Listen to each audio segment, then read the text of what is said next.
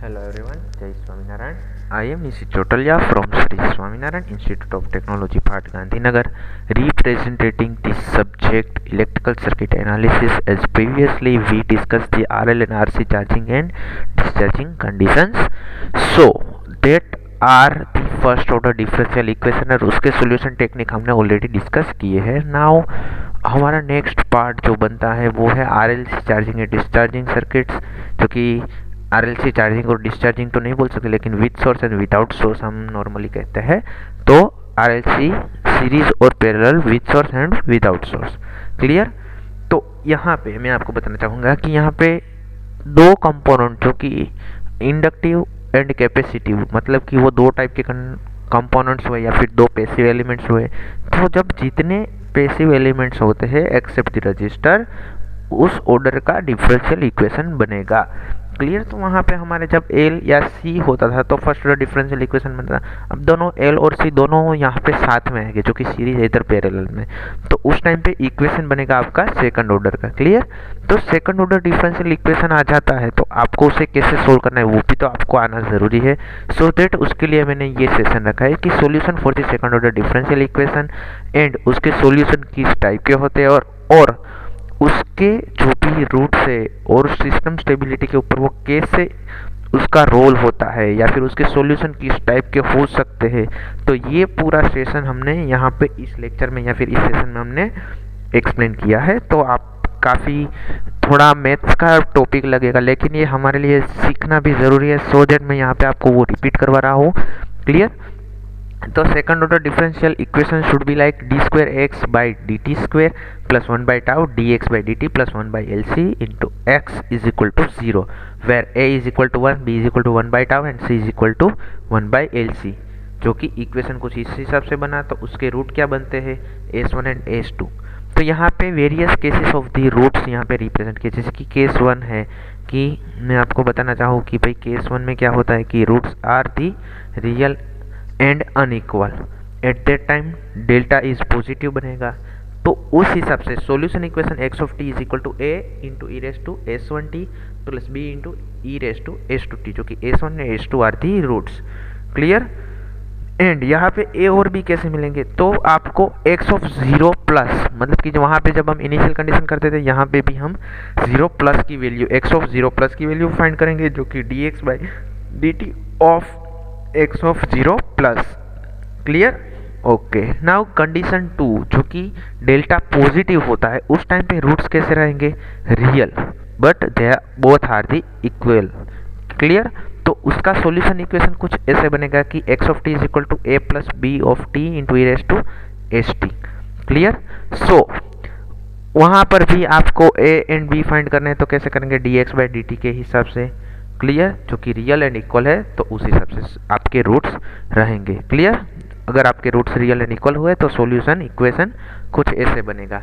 Next one is the roots are complex conjugate बनते हैं. तो S1 एंड S2 जो कि रूट्स कैसे रहेंगे, कॉम्प्लेक्स कॉन्जुगेट का मतलब है सिग्मा प्लस जे ओमेगा, या फिर प्लस और माइनस, क्योंकि यहाँ पे दो रूट्स होते हैं. ऑलवेज कॉन्जुगेट का मतलब है कि कॉम्प्लेक्स कॉन्जुगेट मतलब कि प्लस और माइनस. तो यहाँ पे माइनस सिग्मा प्लस और माइनस जे ओमेगा, तो उसका सॉल्यूशन इक्वेशन कुछ बनेगा E raise to minus sigma T into A cos omega T plus B sine omega T, जो कि हमने एसी सर्किट एनालिसिस में भी हमने थोड़ा कुछ इसके बारे में सीखा है. एंड नेक्स्ट पार्ट, जो कि रूट्स आर ओनली इमेजिनरी, मतलब कि प्लस और minus J omega. At that time आपका सॉल्यूशन इक्वेशन बनेगा A cos omega T plus B sine omega T. तो ये वेरियस केस हुए आपके रूट्स इस टाइप के है, उसके बेसिस पे सॉल्यूशन इक्वेशन किस टाइप का मिलेगा. बट यहाँ पे एक और चीज़ है कि उसका रिस्पॉन्स, जो कि मैंने यहाँ पे आपको दिखाया है कि सिस्टम जैसी, मान लो कि हमारे फर्स्ट जो केस था, तो उसके लिए आप देखें तो सिस्टम कैसी बनती है, ओवर डैम्प्ड, मतलब कि उसका ग्राफ कुछ इस तरह से होगा. और ओवर डैम्प्ड मतलब कि both roots are the real axis. Then after अगर दोनों सेम है तो वो क्रिटिकली डैम्प्ड बन जाएगा. सेम वे यहाँ पे अंडर डैम्प्ड सिस्टम है, जो कि आपके रूट्स कॉम्प्लेक्स कॉन्जुगेट बनेंगे, तो यहाँ पे उसका अंडर डैम्प्ड सिस्टम का फॉर्मेशन होगा, जिसका ग्राफ मैंने यहाँ पे ऑलरेडी ऐसे डिनोट किया है. प्लस साथ में ही अगर अनडैम्प्ड सिस्टम है तो वो कुछ ऐसे दिखेगी और उसके लिए रूट्स ऐसे रहेगी. क्लियर. क्योंकि यहाँ पे आपको थोड़ा विजुलाइज हो जाए, क्योंकि यहाँ पे मैंने टाइम और टी डोमेन और एस डोमेन दोनों के अंदर मैंने रिप्रेजेंट किया, ताकि आप जब एस डोमेन के न्यूमेरिकल, जो कि हम नेक्स्ट सेशंस में हम देखेंगे कि Laplace solution for the RLRC circuits या फिर आरएलसी सर्किट, तो उस टाइम पे जब हम एस डोमेन में न्यूमेरिकल करेंगे तो तब आपको ये सॉल्यूशन की टेक्निक का फंडामेंटल काफ़ी यूजफुल होगा। सो दैट मैंने यहाँ पे आपको ये चीज़ बताई है कि आप इसके अंदर थोड़ा ध्यान दीजिएगा कि आपको पता चले। क्लियर? तो अब हम मूव ऑन करते हैं हमारे नेक्स्ट पार्ट की ओर, जो कि RLC series and parallel combinations with source and without source. Clear? Okay, so let us start with the RLC series with the source. So यहाँ पे आपको क्या किया है कि भाई आपको मैंने एक सर्किट जो कि आरएलसी कॉम्बिनेशन दिखाया है, उसके अंदर वोल्टेज और करंट दोनों को डिनोट करना है। क्लियर? अगर मैं उससे दो तरह से हम रिप्रेजेंट कर सकते हैं, जैसे कि हमें वोल्टेज फाइंड करने हैं तो करंट में रिप्रेजेंट करेंगे, करंट फाइंड करने हैं तो वोल्टेज में। यहाँ पे मैंने दोनों को साथ में ही दिखाया है। तो पहले हम लेफ्ट कॉर्नर की ओर, जैसे कि हम यहाँ पे देख रहे हैं कि आई एल और वी एस जो हमें फाइंड करना है, तो वी एस का इक्वेशन बनता है V R plus V L plus V C, जो कि यहाँ पे हम जानते हैं V is equal to I R into R plus L D I by D T plus V C, जो कि I R is equal to I L is equal to I C, जो कि I C into R plus L D I C by D T plus V C, but we also know that I is equal to C d V C by D t. Clear? तो उस हिसाब से equation आपका कुछ ऐसे बनेगा कि R C into d V C by D T plus L C into d square V C by D t square plus V C is equal to V S. तो इसे हम कंपेयर करेंगे हमारे सेकंड ऑर्डर इक्वेशन के साथ। तो ये कुछ ऐसे आपको मैंने सेपरेशन ऑफ टर्म्स दिखाया है, तो उस हिसाब से अगर मैं सेपरेशन की बात कर रहा हूँ तो उसका इक्वेशन आपको कुछ मिलेगा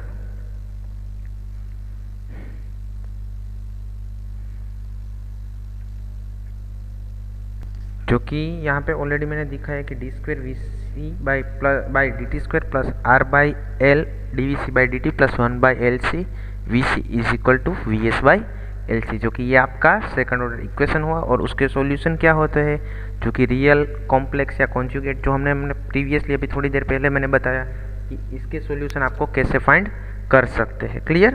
तो वो जो इक्वेशन है उसके साथ आप इसे कंपेयर करोगे तो आपके रूट्स मिलेंगे, और वही रूट्स की जो वैल्यू आएगी उसके हिसाब से आपको उसके जो आंसर्स है, जैसे कि वो सिस्टम किस टाइप की है, उसके स्टडी की ओर जा सकते हैं। क्लियर? आपको यहाँ पे थोड़ा कॉम्प्लेक्स ऐसा लगेगा कि सर यहाँ पे ये चीज़ कैसे हो गई, हमें पता नहीं चला, तो आपको इसके सिर्फ इक्वेशन ही डिराइव किया। अभी तक हमने आरएल और आरसी सर्किट में भी इक्वेशन ही डिराइव किए थे, यहाँ पर भी हम वही करेंगे। वहाँ पर क्या था कि सिंगल वेरिएबल था तो डायरेक्टली V0 I0 के टर्म्स में मिल रहा था, लेकिन यहाँ पे दो पैरामीटर्स है जो कि एक दूसरे को अफेक्ट करते हैं, जैसे कि एल और सी, तो उन दोनों की वैल्यू उसके ऊपर वोल्टेज या करंट को अफेक्ट करती है, तो वो उसकी वैल्यू कैसी है, मतलब कि उसके रूट्स कैसे है, उसके ऊपर डिपेंड करती है। सो दैट इसका एग्जैक्ट आंसर आपको यहाँ पे नहीं मिलेगा, जैसे कि न्यूमेरिकल वैल्यू या फिर डायरेक्ट इक्वेशन। सेम वे अगर मैं यहाँ पे करंट के फॉर्म में बात कर रहा हूँ तो इक्वेशन बनेगा R into I L plus L D I by D T plus 1 by C d V C by D t. इसका डिफ्रेंसिएशन लेते हैं या फिर take differentiation of the above equation, that should be R into d I L by D T plus L D I square by d square I L by D t square plus 1 upon C I L. उसे हम फिर से rearrange करते हैं तो equation कुछ d square I L by D t square plus R by L D I L by D T plus 1 by L C I L is equal to 0। तो ये भी कुछ इस तरह से ही इक्वेशन बनेगा, लेकिन यहाँ से आपको करंट के फॉर्म में मिलेगा, यहाँ से आपको वोल्टेज के टर्म में मिलेगा। Clear? Okay, now next one is the RLC series circuit without source. तो वह यहाँ पर भी आपको सिर्फ वही टर्म्स में रिप्रेजेंट करना है, जैसे कि V R plus V L plus V C. Clear? और यहाँ पे वोल्टेजेस को भी उसी टर्म्स में रिप्रेजेंट करना है। बस यहाँ पे जब आपको पता है कि एक वेरिएबल क्वांटिटी, तो उससे आप दूसरे जो कि एक डिफ्रेंसिएशन वाली क्वांटिटी आएगी ही, क्योंकि वोल्टेज और करंट के जो बेसिक टर्म्स या फिर बेसिक इक्वेशन है उसमें आप ऑलरेडी जानते हैं। तो इसका कुछ सिंप्लीफाइड इक्वेशन वो बनेगा d square V zero by D t square plus R by L d V C by D T plus 1 by L C V C is equal to 0। और करंट का equation बनेगा d square I L by D t square plus R by L D I L by D T plus 1 by L C I L, that is equal to 0। Clear? Okay, सो यहाँ पर आपकी RLC circuit with source तो हमने देख ली, clear. But now we are moving towards the next point जो कि है RLC parallel with source and without source, clear. तो यहाँ पे RLC पैरेलल सर्किट, जबकि हम वहाँ पे RLC सीरीज सर्किट में वोल्टेज सोर्स है, यहाँ पैरेलल है तो करंट सोर्स रहेगा, तो उसके लिए आपको इक्वेशन कैसे मिलेगी। तो यहाँ पर भी आप वही चीज़ करेंगे, लेकिन यहाँ पे याद रखना है कि IS रहेगा, जो कि IS is equal to IR plus IL plus IC, clear. उसे अगर मैं वोल्टेज की टर्म में रिप्रेजेंट करता हूँ तो कुछ इसी हिसाब से मिलेगा कि VR by R plus 1/L integration over VL dt plus CVD C by dt। तो उसका सिंप्लीफिकेशन आपका कुछ ऐसा मिलेगा कि डी स्क्वेयर VC या फिर V0 divide by dt square plus 1/RC dVC by dt plus 1/LC VC is equal to 0। Current का इक्वेशन बनेगा DIL square plus dt square plus 1/RC DIL by dt plus 1/LS IL is equal to IS divide by LC।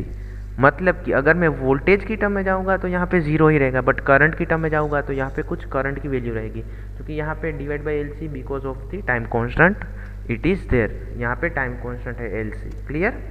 Okay, तो आपको इसके derivation को भी कोई याद रखने की जरूरत नहीं, लेकिन कैसे डिराइव करते हैं वो सीखना हमारे लिए ज़रूरी है, क्योंकि आप अगर बुक में देखोगे तो ये 7 मार्क का GTU एग्जामिनेशन में काफ़ी बार पूछा गया क्वेश्चन है, लेकिन यहाँ पे मैंने डेरिवेशन के फॉर्म में सिर्फ आपको एक्सप्लेनेशन के लिए बताया कि इसका डेरिवेशन ऐसे होता है और इसके अंदर कौन कौन सी टर्म आती है और उसे कैसे याद रखना है कि जहाँ पे आप गलती कर सकते हैं, ठीक है। Now next is the RLC parallel without source. तो यहाँ पे मैंने 3 केसेस करवाए, लेकिन मैं आपको पर्सनली ऐसा इंसिस्ट करना चाहूँगा कि आप अपने हिसाब से सोल्व करने की कोशिश करें, क्योंकि आंसर तो सबका ऑलमोस्ट सेम ही है, लेकिन कहाँ पे कौन सी टर्म में क्या डिफरेंस है वो आप अपने हिसाब से सोल्व करेंगे तो आपको थोड़ा समझने में ईजी हो जाएगा, ठीक है।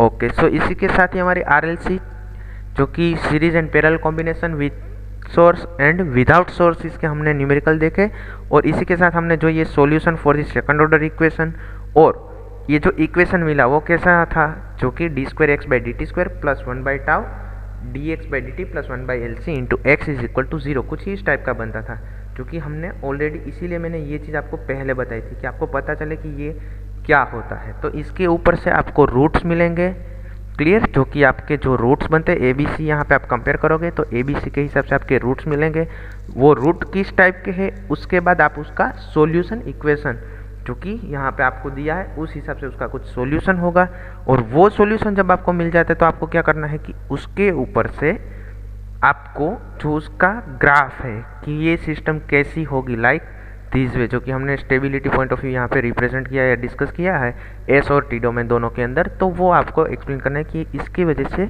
ये कुछ ऐसा दिखेगा, तो आपका सेकंड ऑर्डर सिस्टम का सॉल्यूशन भी मिल जाएगा।